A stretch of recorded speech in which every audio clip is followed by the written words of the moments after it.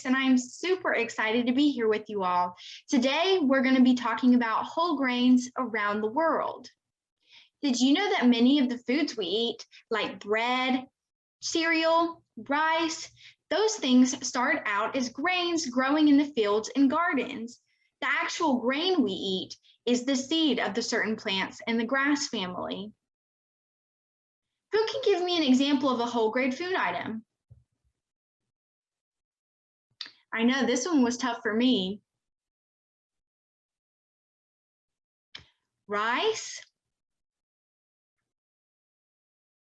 corn, wheat, barley. Those are just some of the examples that have whole wheat in them. Now we can go over different parts of a wheat plant. Let's take a little trip in 3, 2, and we change locations. So this is an image of a wheat plant. This is in the grass family, and it's what we might see on farms.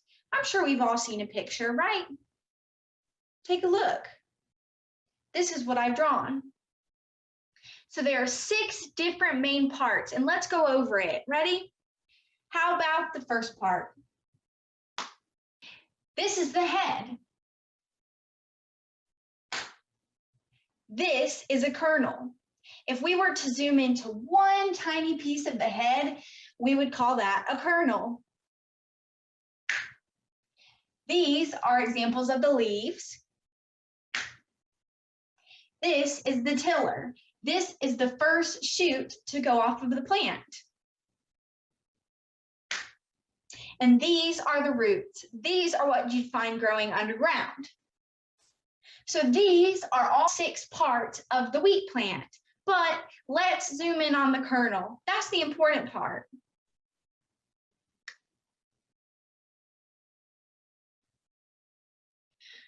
This is our kernel. It consists of 3 things. The first is called the bran. So let's draw it. This is the bran. It's the outermost part of the kernel. It protects the germ or the seed. Let's figure out where the germ is. This is the germ. It's the seed. The germ is what you plant to grow more plants. So if you want to make more wheat plants, you plant the germ. Then we have one more component. It's the starchy white part. So let's label that. Finally, we have the starchy part. This inside of the kernel is what provides nutrients for the germ or the seed if you decide to plant it. So it's really important. Let's change locations. Did you know that all 3 parts of the grain are good for our bodies? When you eat white bread, white rice, pizza crust, or any of those things, you're missing out on the healthy parts of the grain. When you eat whole grains, you are getting all 3 parts, right? The bran, the germ. What's the third part? Right, it's the starchy part in the center that provides nutrients for the germ. Can anyone tell me the 3 parts of the grain again? We already said 1. What about the other 2? Right, if you said the bran and the germ, you're right. Did you know some most common grains in the United States? Let's name some. We've got corn, which we talked about earlier. We've got, yep, you said it, barley, oats, and brown rice. Those are some of the most common grains in the United States. Can anyone think of any other grains that we haven't mentioned yet? This is something that I like to eat at the movies. I like to add a lot of butter on it. Popcorn. Yeah, popcorn is a great grain that we eat regularly. Oatmeal too. What about whole wheat pasta?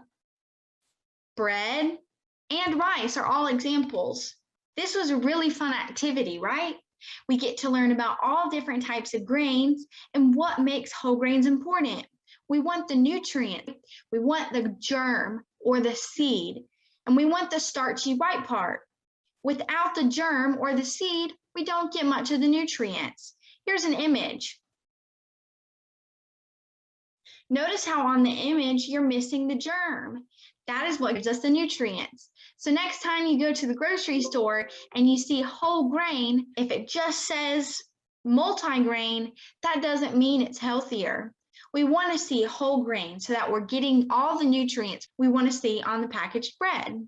Now here's for the next activity. I've made a whole cookbook for you of all the different grain recipes you can try around the world. You can make things from South America. You can make things from Asia.